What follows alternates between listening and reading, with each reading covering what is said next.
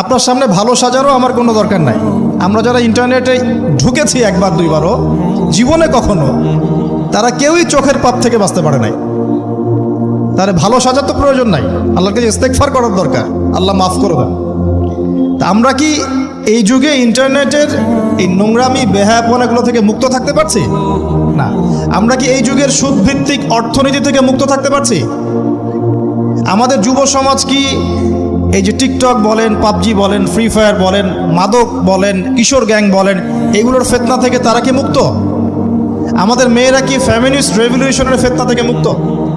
আমাদের মেয়েরা কি বেপরদামির ফেতনা থেকে মুক্ত? যুবক যুবতীরা কি হারাম অ্যাফেয়ার্সের ফেতনা থেকে মুক্ত? পরিবারগুলো কি পারিবারিক কলহ থেকে মুক্ত? আমাদের সন্তানরা কি ফেতনা থেকে মুক্ত? আমাদের প্রত্যেকটা খাবার কি বিশুদ্ধ, পরিশুদ্ধ না করাপ্টেড? আমাদের বিশ্বের পুরো পলিটিক্যাল সিস্টেমটা কি